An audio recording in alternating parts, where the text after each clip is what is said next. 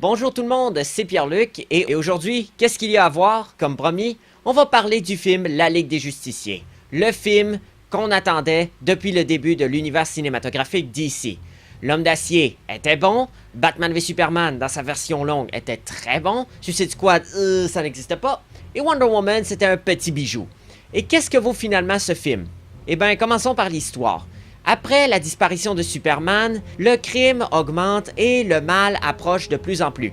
Et ainsi, Bruce Wayne et Diana Prince, Batman et Wonder Woman se décident qu'ils doivent non seulement faire revenir Superman d'une manière ou d'une autre, mais en plus ils doivent recruter des nouvelles personnes, de nouveaux super-héros dans leur équipe. Ces méta-humains s'appellent Barry Allen, alias Flash, Arthur Curry, alias Aquaman, et Victor Stone, alias Cyborg. Donc déjà le film, il faut qu'on nous introduise 3 personnages, ok? 3 personnages que seuls les lecteurs de bande dessinée devraient connaître. Parce que Flash, Aquaman, Cyborg, veut pas, c'est pas tout le monde qui les connaît. Donc déjà, le film, il y a une grosse tâche. Et est-ce qu'il réussit à être un bon film tout en accomplissant les tâches qu'il doit faire? Oui. Ouais, j'avoue, j'avais une petite hésitation parce que le film, il est loin d'être parfait, mais il n'est pas mauvais non plus.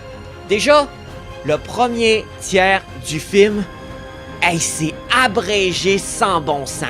Non, je vous jure, là, c'est comme...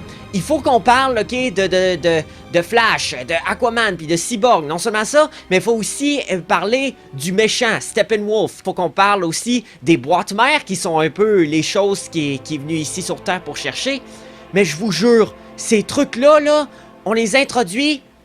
comme ça. Puis là, la première boîte qu'on voit, là, Steppenwolf qui arrive. Déjà, c'est une bagarre. Il a trouvé sa première boîte. Fait que là, that's it. Puis là, ensuite, on passe à une autre scène avec Bruce Wayne et Diana Prince qui, elle explique que ces boîtes-là, grosso modo, c'était telle affaire qui a donné tel pouvoir.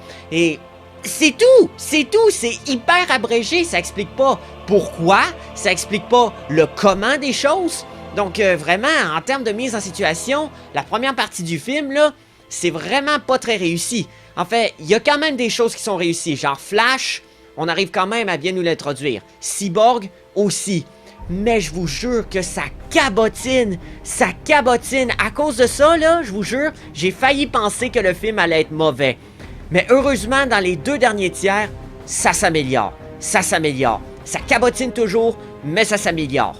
Même si les personnages ne sont pas introduits vraiment le plus proprement possible, on sent quand même une belle chimie entre eux. On sent quand même qu'ils sont là, qu'ils sont vivants et on les apprécie quand même. Mais ça change pas le reste, mais ça change pas le fait que le film, il cabotine. La Ligue des Justiciers, c'est un film qui cabotine beaucoup.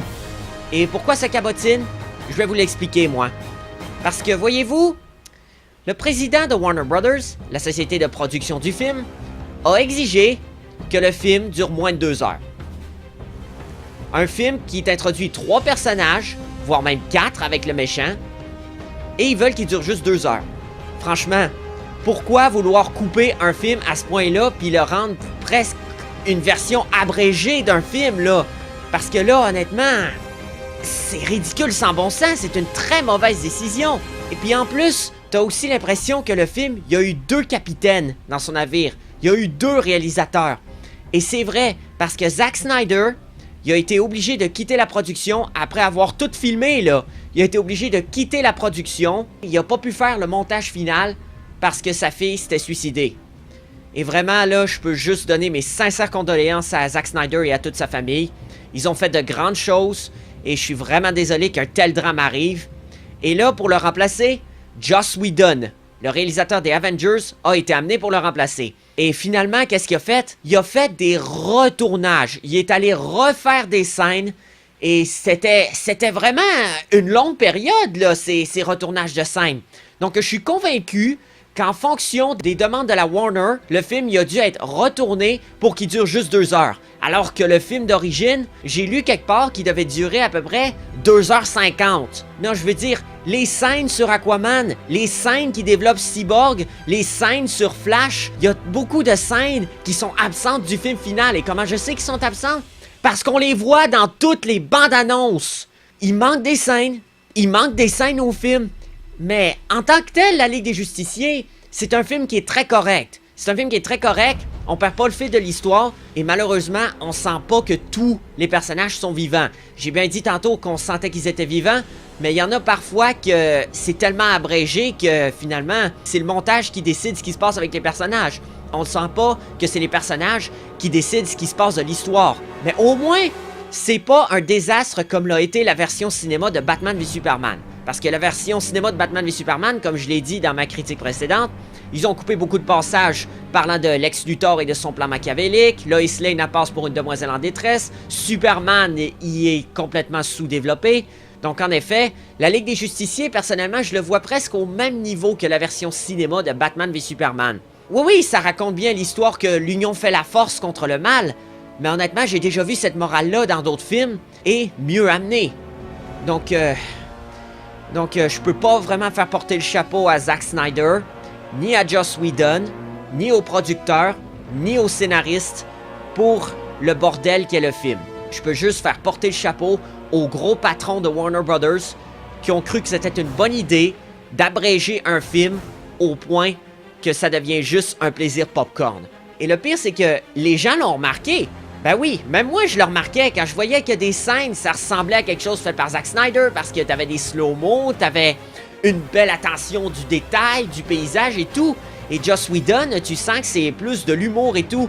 On le sentait que c'était pas tout à fait le film de Zack Snyder, ni de Joss Whedon. On savait pas si c'est vraiment le film de qui. Et je suis pas le seul là, parce que il y a beaucoup de demandes et de pétitions en ce moment sur Internet qui demande une Zack Snyder Cut, une version de Zack Snyder du film de la Ligue des Justiciers. Et je suis totalement pour ça. Je veux voir ce que le film devait être. Et dans le fond, ce qui se passe, c'est un peu la même chose que Superman 2 avec Richard Donner. Je vous explique. Grosso modo, Richard Donner, il a fait Superman 1 et 2 en même temps. Mais les producteurs, vu qu'ils trouvaient qu'il était trop ambitieux, et comme je l'ai dit, je reproche à personne d'être ambitieux, ils ont finalement décidé que Richard Donner, il devait juste faire le premier Superman. Puis finalement, quand c'était le temps de faire Superman 2, ils l'ont remplacé par un autre qui, lui, a retourné les scènes pour changer le ton du film et tout ça. Et cet autre réalisateur-là, Richard Lester, c'était quelqu'un qui était plus obéissant aux yeux de Warner, alors que Richard Donner, c'était quelqu'un qui était plus sur l'ambition et qui voulait faire son film à lui. Et c'est incroyable de voir que c'est la même chose qui se passe en ce moment avec la Ligue des Justiciers. J'espère vraiment qu'on va avoir une Zack Snyder Cut bientôt sur Blu-ray et sur DVD.